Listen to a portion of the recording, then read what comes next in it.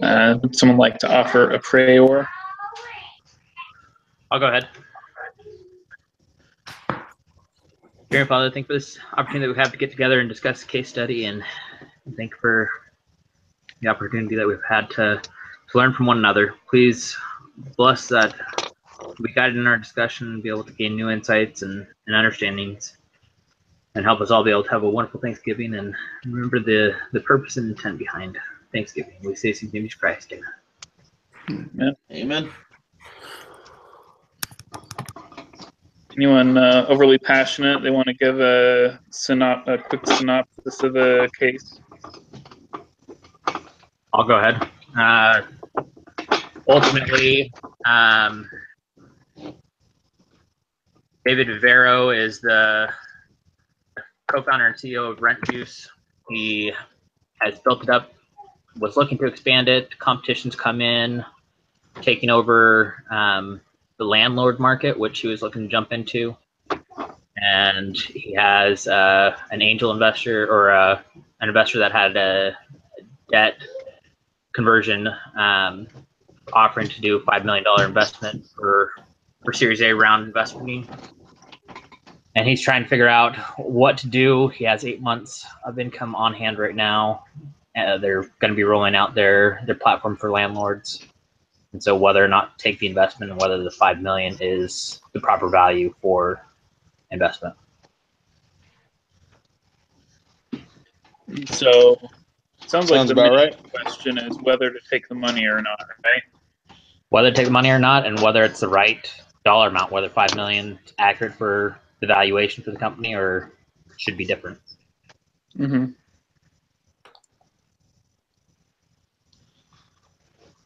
What are your initial thoughts? I say go for the investment. I'd say take the money. Yeah. I agree. What do you think, Michael? I agree. I mean, I think it's a pretty decent amount. So why do we all think that they should take the money? What are they going to do with it? My I biggest just think his company isn't. I don't think there's that much like growth they're gonna do. So I'm kind of like, they need the money. So I don't think because he made it sound like he's like, oh, I should hold out for more funds, but it's like, I don't know how much more funds you're gonna get. My perspective on it was they have 8 months in funds. Doesn't seem like a whole lot of time for one, and two. Yeah. I tried to look up whether they're accounting in that 8-month period of time expanding into the landlord market, but I couldn't really find any detail around that. So I'm thinking for sure, if you feel like you have to move into the landlord market quickly, you're going to need more money than what you're currently looking at as 8 months under working with brokers.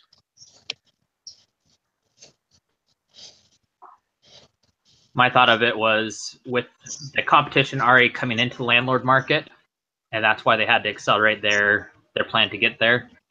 The extra money will just help make sure that they acquire the customers from their competition and can beat them out. It'd be a crappy situation to jump into that and then not have enough money to beat out the other company. And you end up losing that entire market share just based off of not having enough cash.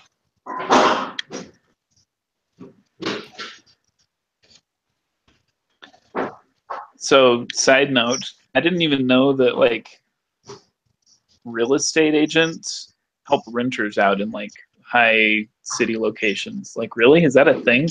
I have no clue. It's who doesn't just find their apartment on their own? Actually, yeah, it's becoming more common because, rentals are getting really expensive. Mm-hmm. I know here in Arizona, in the Queen Creek, Santana area, it's quite common to get a realtor to rent. Interesting. I didn't think that it was that difficult of a process, but yeah, I think the only person who's really paying for it is the landlord. So if you get a realtor to do it for you, you're not paying anything. So it said in the case, actually, I don't remember the locations. Most locations, the landlord pays for it, but it seems like in the high metropolis areas or metropolitan areas, I bet it said that the buyers are actually the ones that pay for it, or something like that, or vice versa. I don't remember. Well, yeah, they said in New York where it's really competitive. So, yeah, but as you know, New York's like an exclusion for everything. So, it's a true story. True story. So, what do you think about the $5 million valuation? What does that put them at valuation-wise? Anyone crunched any numbers? The monthly revenues were looking good. I mean, the valuation seemed normal to me. They hadn't had positive cash flow yet, but they were getting real close to it. But their revenues, it was like what, 20,000 a month at the end. Yeah, let me go pull it up. I looked at it from an annual perspective. They're making about $500,000 on an annual perspective in revenue. Yeah. And so it's about a 10-time valuation, 10 times the revenue valuation.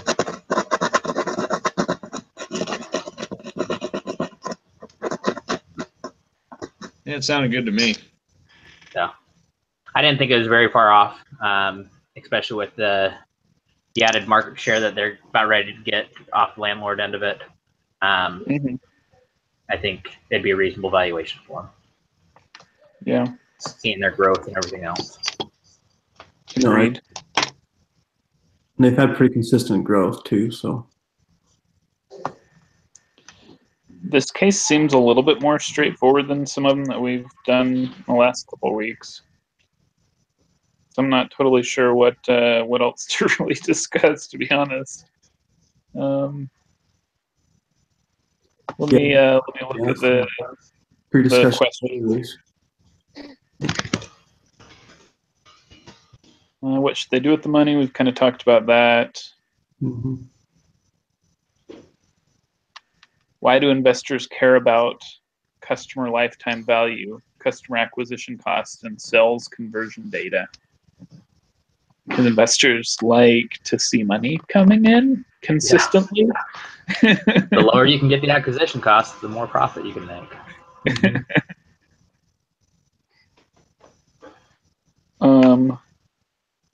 What is the customer lifetime value of a Rentjuice customer?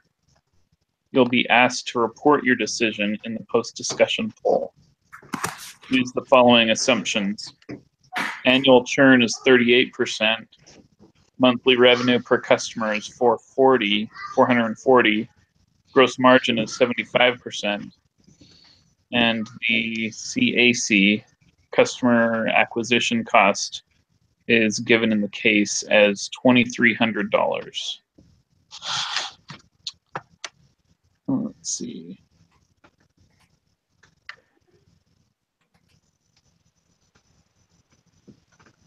Annual churn is 38%. So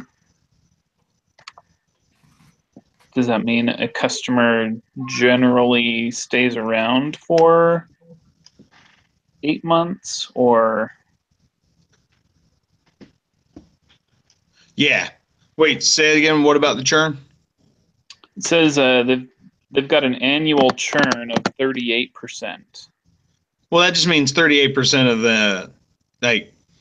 they lose 38% of their clients every year. It doesn't necessarily mean the person who's been there for 5 years leaves. It just means if they have 100 clients at January, they only, have 70. I mean, you know what I mean? Yeah. Like, so I'd say on average, 50 drop.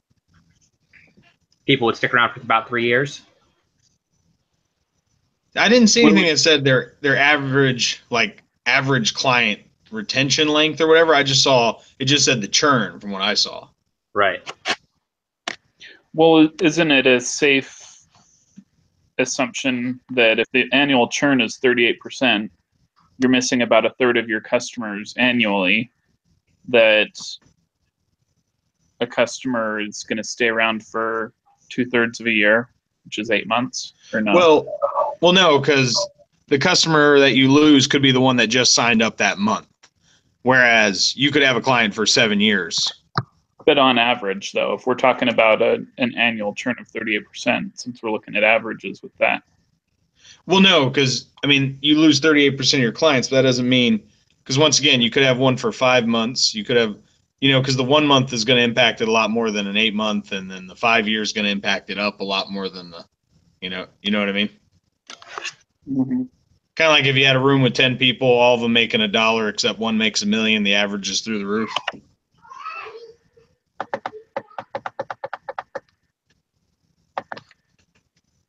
I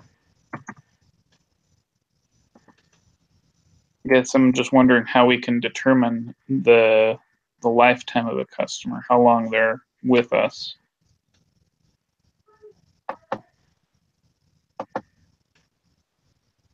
Because isn't that something that we kind of need to know?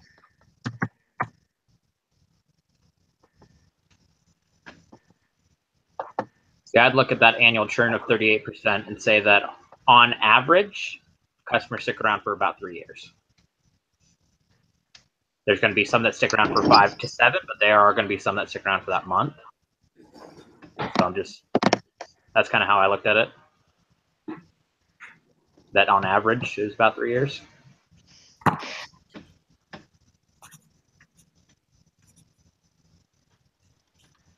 Monthly revenue is $440, gross margin 75%. Okay.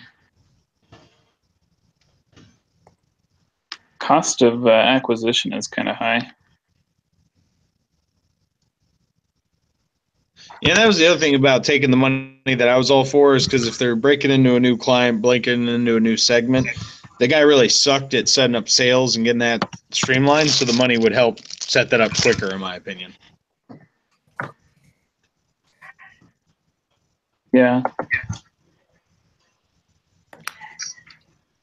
So at 440, the customer's bringing in 5,200, 5,280 a month. 75% of that. Let's multiply by 3 years.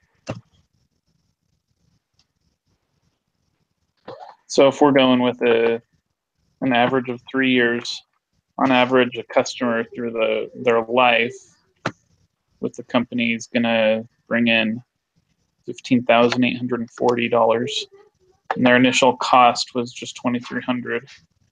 But what's 75%?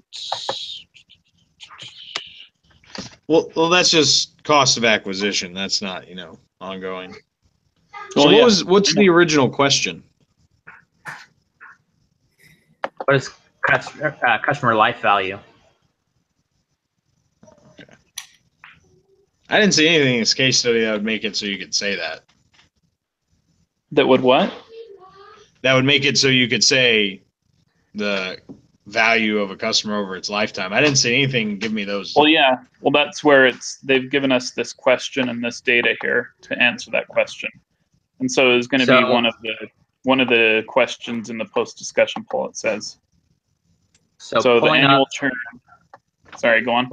Pulling up information on annual churn, just to make sure that we use the right calculation. What annual churn rate really is saying. Churn is closely related to the concept of average customer lifetime. For example, an annual churn rate of 25% implies an average customer life of 4 years. Of 4 years? If a company had an annual churn rate of 25%, that means that the average customer life is 4 years. That every so it's 4 years they'd go through the 100% of their customers on average. And so if we're looking at a 38 churn rate, that'd be more like 2.5. Yeah.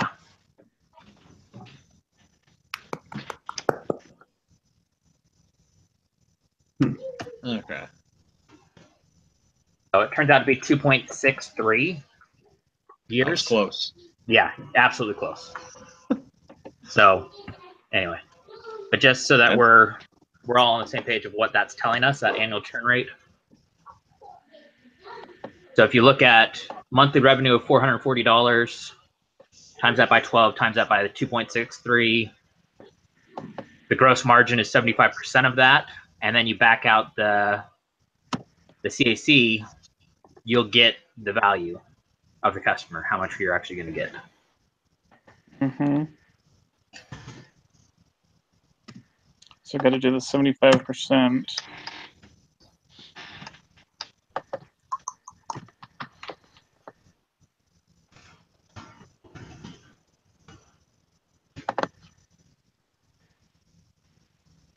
So I'm getting $8,114.80. So is that before or after subtracting the cost of acquisition? After. Okay.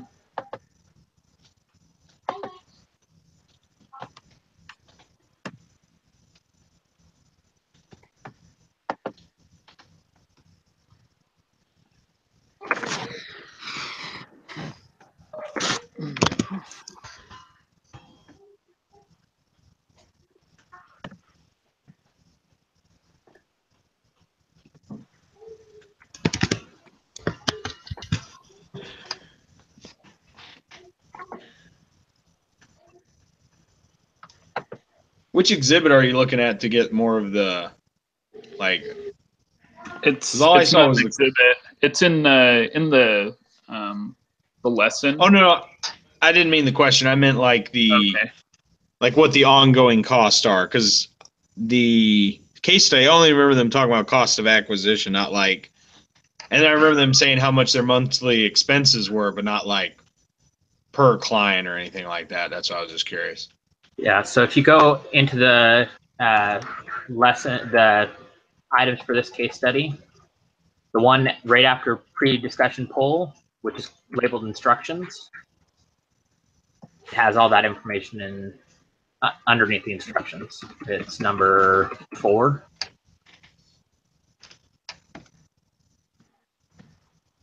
Oh, the discussion one. Gotcha. Yep. And so because it says for number 4, you'll be asked to report your decision in the post-discussion poll. That's why we're spending some time on it. It's just. Oh gosh. Okay, that's what I was like. Gosh, I was like, man, like I don't remember anything talking about monthly. Like I remember talking about margin. I remember talking about the acquisition cost, but I was like, man, what in the? Yeah, you know what they did say? They did say monthly revenue. I remember that. They towards the end they said the average. Yeah. I'm not explicitly trying to waste your time with nonsense. Well, no, I was just trying to go to where you're at, so that way I could. Yeah. So I got the same thing. I think you said, John. 8,114. Is that what you said? Yeah. Yep.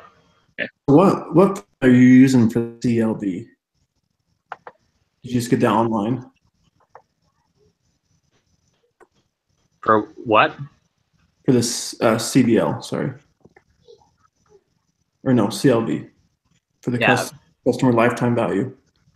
So if you figure out how much revenue they generate, so we were saying that an average life of a customer is about 2.63 years. Right.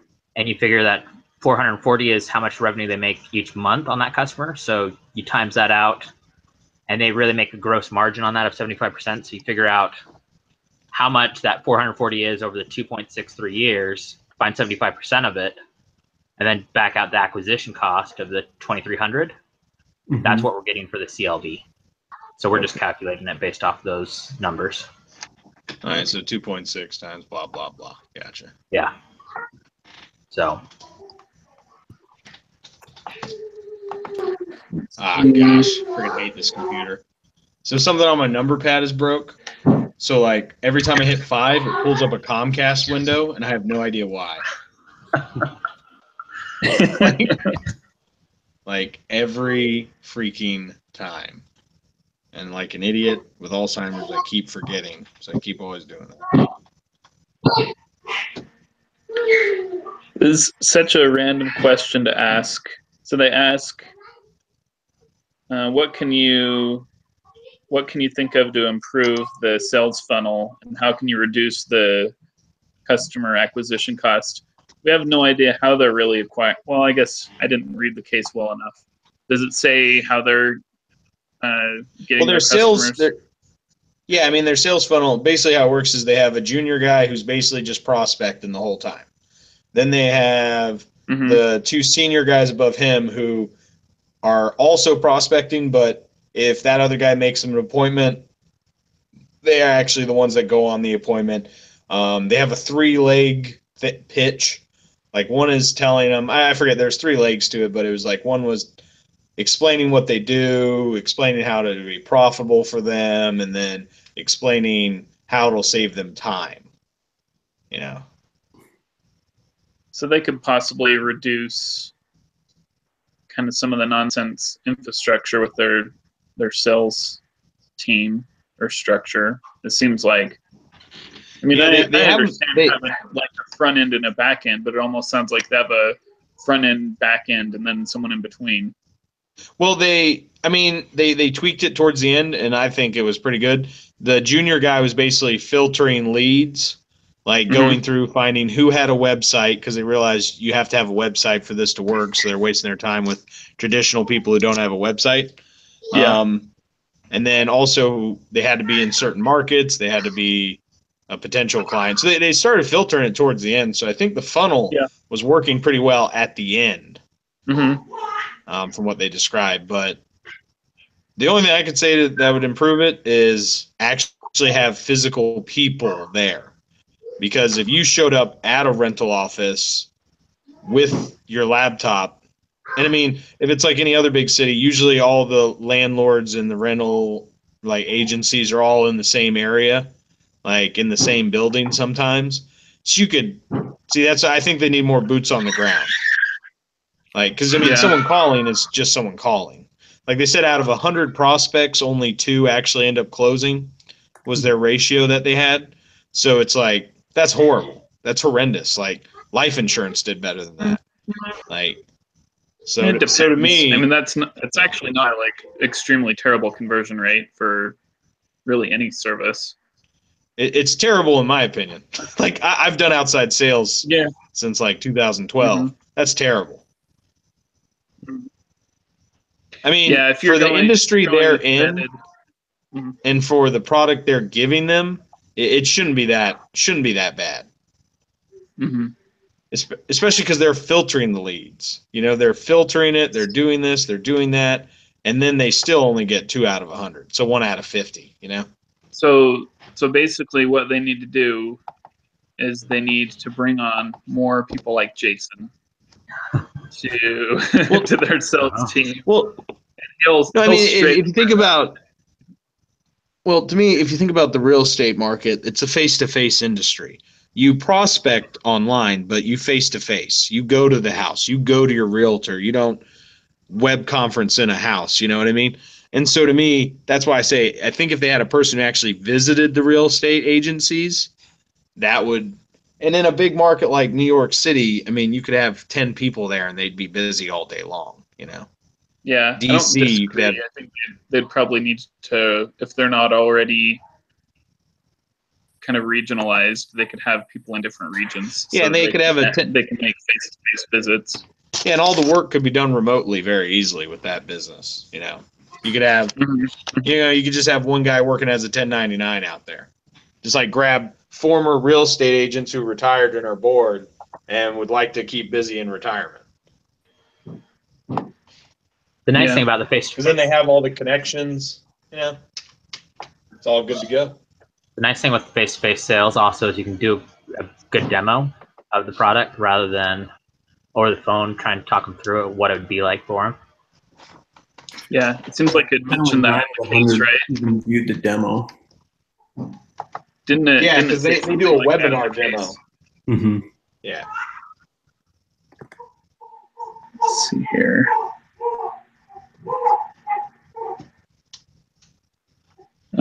I don't really have anything else. Anyone else? Let me see if I can find where it talks about how they kind of tweaked that. Let's see here. It's on page 7, bottom of page 7. Is it the bottom? Yeah.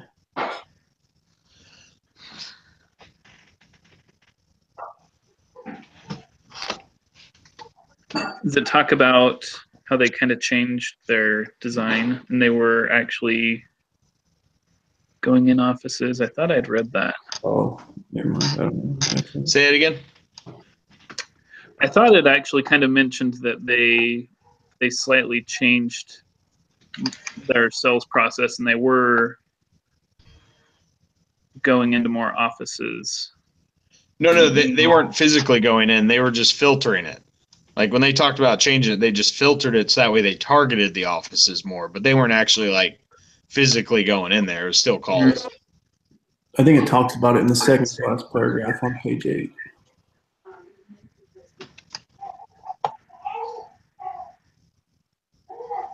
Oh, they said headed to the office as in his own office. Mm-hmm.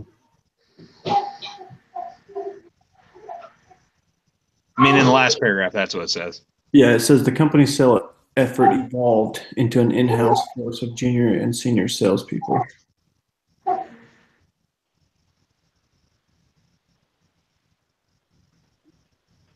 I'm not sure if that's who you're looking for. Say it again. That's fine.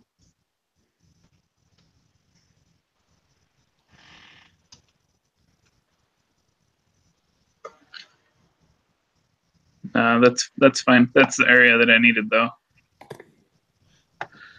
Oh, all right. This is a recap of what actually happened. They actually went for a round of funding and got 6.3 million, and then ended up selling it a year later for 40 million to Zillow. So, yeah, I think that name sucked.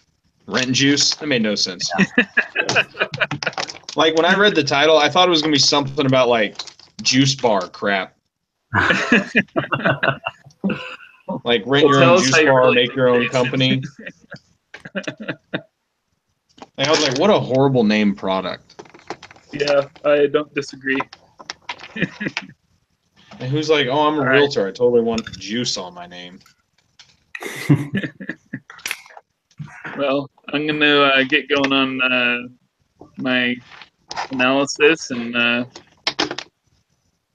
guess we'll plan on, when do we want to plan on meeting? Next Tuesday? Sounds good. Sure. Mm-hmm. By the way, what was the number you Same got time. for that CLTV or CLV or whatever? It was 8,114. Okay, see, I came up with 7,996. Whatever, it's close enough. We're good. Are you sure? Do you want to figure out where the discrepancy is? As long as we were in the ballpark, that's all I needed. Well, what did you have for the? I just did 2.6. So the monthly revenue is 440. You multiply it by 2.6, it's 5280, right? No. Or that's a year. Sorry, 5280 No. a year, and then you multiply that. So you do 440 times 12. Right.